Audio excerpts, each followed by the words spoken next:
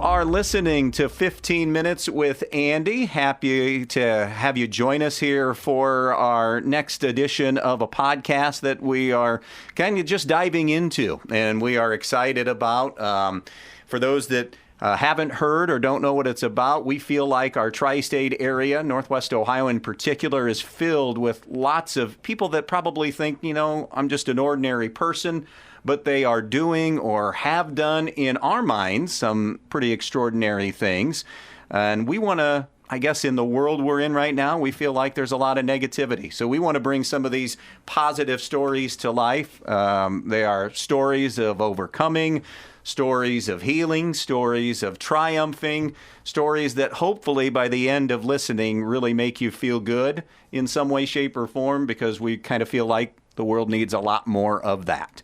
So we are glad to have our next guest with us here, and it is Carey Kiess, who is a teacher by career, but a lot of other hats that Carey wears. Carey, I'll let you kind of take it from there. First, thanks for being with me here on our podcast journey. Well, thanks for having me, Andy. Tell us a little bit about you.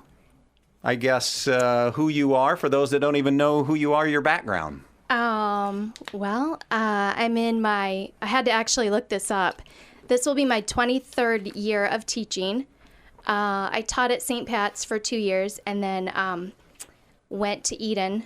So 23 total, but 21 at Eden. Teaching 4th grade. I taught 6th grade at St. Pat's and have been teaching 4th grade ever since.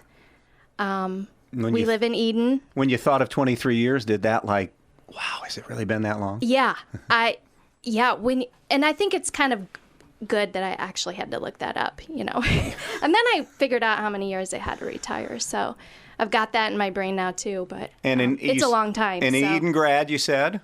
Yeah, Eden grad, raising a family there. Kids are grown. We have 3 children. One's out. Flown the roost. So getting closer to that empty nest. Right. Our youngest will be a senior, so gonna have a great time this year watching her. Full disclosure for those that are listening, you and I have known each other 40 years. Probably. Yeah. You're my brother from another mother. You know what? That's what I have said. And if my sister-in-laws are listening, I have, as you know, 3 amazing sister-in-laws, right? Yes. But the bar was set high. You are the one that I've often told them that it's been like a brother. You're the sister that I've always wanted. Yeah. Absolutely. And you're married to one of my best friends in the world. So I guess as people listen to this is, we wanted them to know that as we talk a little bit about this journey. And for those that don't know, I guess, Carey, take us back to the reason why we have you here. Take us back to, unfortunately, this is the reason why we're talking about this, but take us back to 4 years ago in 2017. Yeah. Well, I was just not feeling the best and decided to, I should have gone before then, but went to the doctor and one thing led to another, and I was diagnosed with cervical cancer. So, big blow. That's just what I was going to say. Yeah. And I guess you hear about that, and it wasn't like you were told, well, this is stage 1, we've got it early. It was beyond that. Yeah, it was stage 3. A big blow, but honestly, I was like, let's tackle this. Was that literally first reaction? I mean, after you catch your breath. I think it's total shock, yeah. And I think my family was in more of a shock than I was, because I think I was just like, are you kidding me? I was not feeling the best, but not the worst, So my doctors just went running with a plan for me. And I spent about a week in the hospital, and then after that, it was just one thing after another. Let's get this plan going. Let's get this taken care of. And every family member took on a different role, which was very cool. my husband, Andrew, was the everything. And he is the one, as we said, full disclosure, he's the one that, like, I'm sure started with the form. He's very meticulous, Yes. very analytical. Yeah, and he was, this is where we're going to go. And then my sister, the fighter that she is. Yeah, she's been, I know, great for you, a rock for you. Were those first hours, days, weeks, did you have to struggle to get positivity, or were you feel like you were surrounded by positivity right away? I never struggled with, I don't think I ever had a breakdown bad day. No one would let me. 2 appointments, my parents drove me 2 appointments, and my mom and dad were just rock stars, They were like, don't even worry about this. We're going to get through this. We'll take care of this. Everything's going to be fine. And you have to come up with a plan. I mean, you guys, and this is where you're great as a mom. Yeah. I said about you already are planners and do such a great job with that. So, whether it be a second opinion or a plan of attack. And I try super hard to be a good planner, but in this case, you kind of have to let someone else step in. That's a good point. And my husband did, my sister did, my parents did, my in-laws did, my kids did. Yeah. How was that? Did you feel every situation's different? I don't think there's any right or wrong on how you parents deal with talking to their kids about it, but they were all still at the time in school, and I'm sure you're thinking, we don't want this to rock their foundation. Yeah, and honestly, it wasn't even me. It was Andrew. It was, my sister. Everybody just kind of took charge of everybody, We had 1 in college and 2 in high school. Well, Carly was in junior high, but, where I work, it's my safe haven also. So I just let my closest coworkers be in charge of my kids. And they did a great job at that.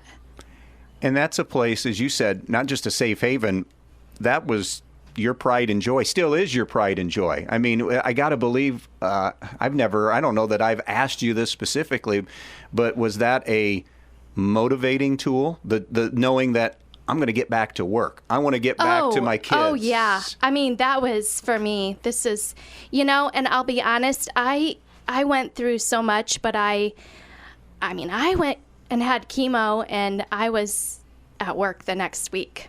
I was like, this is not going to get me down. And my school was so easy to work with, and that there's another positive for me, and not just my family and my school, but friends and everybody around me. I couldn't break down. I couldn't slow down. I just kept going because that's what everybody else did, and that's what I was going to do. And save those, because you're human. You had moments, I'm sure, yeah, but that's did. more of personal ones with you, either you and yourself, you and Andy. You know what is so different from me and going through that, and people that don't go through it, is for me, when I was getting treatments and going through all this planning and doing these appointments, to me, that was making me better. As long as I was going and having my treatments, and as long as I was going to my appointments and talking with people and figuring things out, I was going to be okay. When I wouldn't have treatments and when I wouldn't have regular doctor's appointments, the better I got, the more things slacked off. That makes me nervous, Even now? Even now. Yeah, I have 2 scans a year because I'm at that point where that's just how we're going to know how things are doing. And I do have some treatments every 3 weeks. They call maintenance treatments, but as long as I'm getting them, I'm like, hey, we got this. We're going to tackle this. We're going to keep things going. I had some issues with my kidneys here about 2 months ago where I didn't have treatments for about 6 weeks. And it was a weird feeling. Like, it was just that oh, is this not right? Is this not the best decision? But I have a awesome group of doctors that I see out of Toledo, and you just have to trust them. And one's a man and the rest are ladies, and it's very easy to tell women in my situation how you're feeling, and what you're feeling, and things like that. And the thing with them, they're as invested as you are, if not more, in making sure that you get better, feel better, and maintain all of that. So, I mean, it's that relationship that's sure important, is. isn't it? Yeah, it sure is. I've had some not great appointments with doctors, and I'm just like, it just ticks you off, Yeah. And they're not necessarily my Toledo doctors. They're like this kidney doctor that I went to, and I would tell my Toledo doctors, I'm like, this man wasn't very nice, and we're just very open with each other, and I just feel like you have to have somebody on your team that you can be honest and forthcoming with, and it makes a huge difference, Another, and we just are in the midst of still living through COVID, and I've told people, I know it's a different situation, but let's try to find something that's positive. You mentioned a couple of things in your journey of being diagnosed with cancer. Here's another one that I have to believe, and I'll let you talk a little bit about it. The way you eat and take care of yourself. That completely changed, more probably because of this, and now you're like, I'm all in on this regardless whether I have cancer or don't have cancer. Yeah. I'll tell you. So this happened in 2017. In 2019, I had another episode of it coming back in a different place in my body. And it was then that I actually was like, okay, let's get on the healthy track here. We've always been healthy eaters, but not like you're supposed to be, So I went to my chiropractor, and very big in supplements. And he put me on this regimen, and he's like, this will make you feel better. This will make you, have more energy. This will replenish those cells that chemo's destroying. Super fortunate in that. And I took off with it and was never sick. That's never amazing. Got sick, slept a lot. And everyone's different, and I know that. But I really, really, truly believe it was that avenue that took me down that road that made me, in a different way, better. If you didn't get sick, what were the biggest negative side effects to that? Because I'm going to tell our listeners to this pod, again, full disclosure, I would send you texts on a pretty regular basis. Yeah. And I almost Definitely. always got, I'm doing good, I'm doing all right. And I'm like, I know she's positive, but it can't be this way all the time. So Yeah, it wasn't all the time. Was there pain? No, I did not have any pain. Just the blahness, and I slept a lot. And when you sleep a lot, you miss a lot, I didn't miss a whole lot, though. I mean, I would sleep and then go to things, and then just knowing I can't do the things that I used to be able to do. I can't come home and do supper and do 2 loads of laundry, and I got to let other people do things for me. And that's just key in anybody anymore. Just listen to your body. Just rest when it needs to rest. Relax when you need to relax. If there's anything that I've taken away from that, it's that. Read more books. I got one to share with you, I think, later, too. Okay, I hope you have something for me. Sure. So, you were a great teacher, great mom, great wife. You're still all those things, but was it hard to kind of seed some of that control up where... You might think it was hard, but I had to. And I knew that I had to give up that control.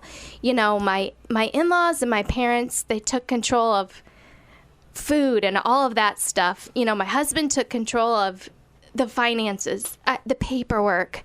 I didn't have to worry about any of that. My sister, she did everything else. Like, she found us the doctors. She It's okay. We're totally okay with, we want, yes. I know sometimes emotion doesn't feel like you should be showing it, but on this show, we want it. I mean, my sister, she reamed a nurse one day. And I was like, wow. Thanks, Michelle. She's fiery. She's fiery. She can do that. Yeah. Is it true what they say about, we've already talked about positivity, but your temperament or your disposition in kind of playing the hand you're dealt? Is there something to be said for that? Or I guess... Probably. I'm not like a... You're not Negative Nelly, no, I know that. I'm not Negative Nelly, but I just kind of go with the flow. And I feel like that's what you have to do in that case. Take everything in stride and just do the best that you can. Stay positive. There was no way I wasn't staying positive, with my friends. And I have a network of friends that just, on a regular basis, let alone when you're sick. But I'm just not one of those people that like to share a whole lot. So I didn't tell a lot of people a lot of things that I went through because I'm just like, that's my business and, my family's business. And so a lot of people really didn't know a lot of things that were going on. And that's how I wanted it, You mentioned your bosses at Eden, the administration and how great they have been, but also you and I, whether it's Eden, because this goes beyond Eden, what I'm going to bring up. If you could maybe, and people listening, that if you're from Northwest Ohio, you're going to get where I'm going with this because you've probably experienced it or witnessed it. I guess just maybe talk a little bit about community and what, and like I said, it's beyond Eden, isn't it? It is beyond Eden. 2 years ago, the Pettysville girl volleyball team brought with them, and I believe it was a Volley for the Cure game that the girls were playing.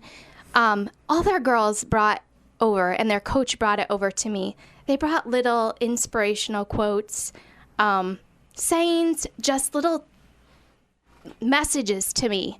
And I was like, oh my gosh, I'll never forget that. And that's just one of the many things that have happened to me. People from everywhere just sending you a quick letter in the mail. I mean, and people don't send cards and letters. I was just going to say that exists. Oh, yeah. And you know what? It's made me try to do a better job for other people. When I hear of people that are sick or down, it's just like I so enjoyed just a quick, and it's something so simple. Yeah. People just don't do it anymore. Just a quick, hey, thinking of you, hope you're doing well. Keep it up, praying for you. Just little things like that. I was getting like 5 cards a day. It was unbelievable. Wow. And now, wait a minute. The demo has to be like 40 and 50 and above, though, because nobody under 40 sends cards, do they? The age. You're right. The age.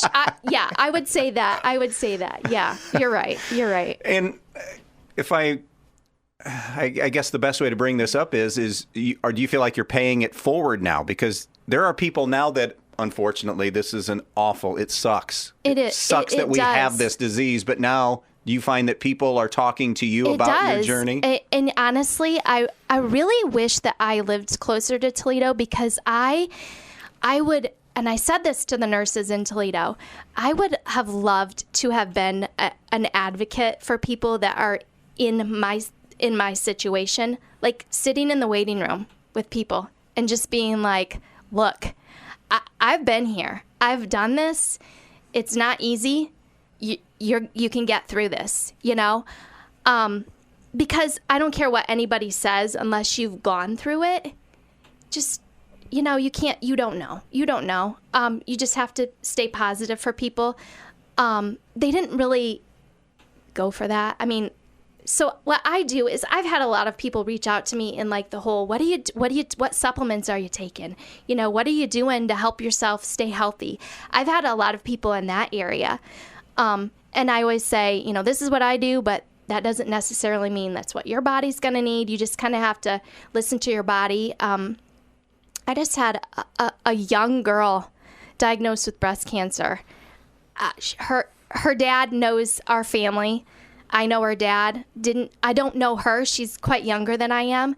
Hey, Carey, I'm going through this. How did you handle this?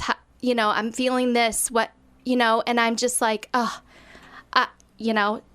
reached out and I told her some things, and so I'm trying to send her quick messages, and just, it stinks when you have a lot of people, though, that you have reaching out to you for that, I know. It does. And that's why I said it's just one of those diseases, and we know we're better than we were 5 years ago, 10 years ago, but exactly. It's not to where it needs to be yet. Yeah. And I said helping on your journey, which I know they have, but now you in the pay it forward mode, helping them on their journey as well. So I guess where are you now? And kind of like maybe a 2-3 part question here. Where are you now, and what pushes you right now? What drives you every day? Right now, I honestly take it day by day in everything. Just try to make the best of every day. Like I said, I get 2 scans a year, which is fine and dandy until you get that scan and you have to wait for it. Because you don't get it right away. No. So I feel like everybody's on eggshells, and I've gotten to the point where I just don't tell people when I have my scans. I just kind of keep it to myself. So that way I don't have to worry about, everybody asking me. But taking every day, one day at a time, just enjoying my kids and my family and everything that we have coming, with the senior. Yeah, it's good stuff coming. It really is. Yep. You get to go one more merry-go-round ride. That's right. That's right. And then being, without anyone in school. First year is the adjustment. You I got to go to this, I got to go to that still. I still want to do this. Oh, yeah. And then after that, you're like, wow, I can't believe I kept up that insane schedule. I don't have to go to that. No. I don't. What got us is COVID last year. I was like, you miss it, but then we had all kids at home, just like everyone else, but we had everyone at home, everyone working from home, schooling from home. It was pretty fun, actually. Yeah, I'll bet it was. It was fun. You get that full house. That's old school again. It was old school, and it was fun. So another lesson, it sounds like, to be learned from your journey is, and I think we're all guilty of this, of maybe not living in the present moment enough. I think you're right, and I don't think I did that like I do now. Yeah, honestly. That's something to be said. And it stinks because it took me going through that to realize that, but that happens. It does. That's life. Yep. And I said all along that you have been like just this, I don't know, for lack of a better word, just a rock star. I mean, in dealing with all of this, if everybody could be as positive and graceful as you've handled everything, I think cancer, we would have whipped its ass a long time ago. And you have to have that team behind you. And, I do. And that team is everybody, family, friends, community. Everyone. Everybody. Yes, everyone. So we appreciate you taking time. I do have one set of final questions, which I didn't, as you listen, I didn't prep her. Well, I did give her one ahead of time just so she knew what I was getting into. And if you're listening to this pod, you're going to hear these similar questions that I'm calling speed round, lightning round, but it doesn't have to be fast because it's a podcast. We can go as slowly as we want. Okay. So, Carey Kiess, you're in the hot seat right now. What is your favorite word? Probably no. No, because... Is it your favorite, or is it the one that you say the most? Your favorite word. Like you liked it, that brings, when you hear that word... it just brings you joy. Yeah. Oh, gosh. Probably family. Family. Okay. That's a good one. Let's go with family. What's your least favorite word? Probably cancer. Yeah, that's a great one. I think that'd be everybody's. What sound or noise do you love? Sound or noise? Everyone makes fun of me, but I love the sound of cicadas. I was not expecting that. It's peaceful to me. This is your It's Q&A. summertime. Okay. That's what is, and I love summer. Okay. Yeah, summertime. Sound or noise do you hate?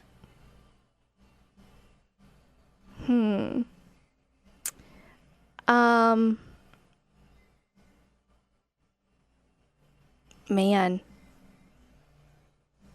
I know, for those podcast people, I put you on the spot. Sound that I hate.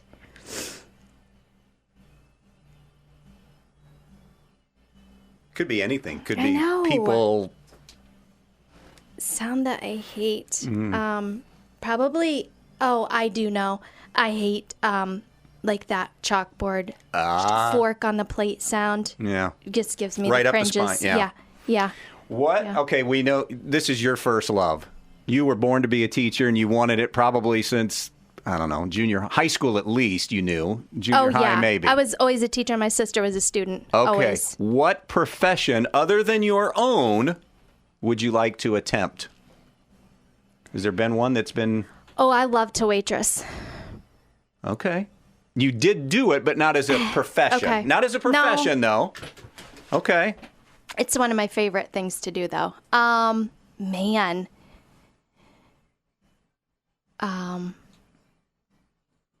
I've never thought about anything else. I think that says a lot about you right there, that you Yeah. never thought of anything else. Yeah. That's me with radio. What the heck else am I going to do? Yeah. I would probably, in the waitress realm, I would probably love to own a restaurant and run a restaurant. Yeah. Retirement, maybe. Yeah, I don't know. I don't know about that. Probably not. It's a lot of work. It is a lot of work. By the way, the other favorite word, I asked somebody that I said I borrowed these questions, and I'm not reinventing the wheel here, but one of the other ones that I had heard is, if you popped into your head right now and I'd ask this, what's your favorite curse word? Do you have one of those that's your go-to curse word? Could you have answered that in like 2 seconds? I probably could have. Yeah. Last question. How would you like to be remembered? Whether it be by your community, your family, your friends, how would you like to be remembered? Oh, it's a good question, I think, for anybody. It sure is. I guess just as somebody that is positive and loves life.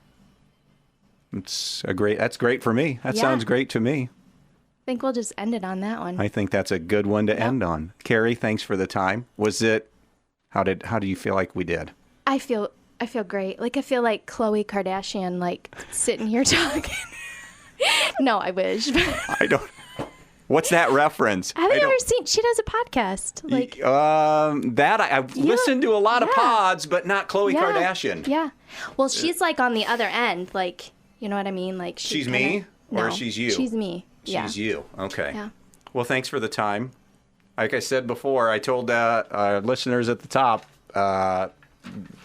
your kids are my family, and I know vice versa. Vice versa. Yeah, yep. And brother and sister bond here for a long, long time. Thanks for I know this is a tough topic. You don't talk about it. You said it in this podcast. You're more of a private person, but I'm glad I got you wrangled in here to do this. It's easier to talk about it when you know you're kicking its butt. That is indeed, yeah. Yep. And I hope we have some more people that are listening that goes their way as well. Because if we can do one thing in the world, we have a lot of issues, but if we can find a way to eradicate this, I think we've done a great job here on our time on Earth, don't you? I do too. I sure hope so. Hey, thanks for tuning into this podcast. Be listening for our next one to come, 15 Minutes with Andy. Have a great day.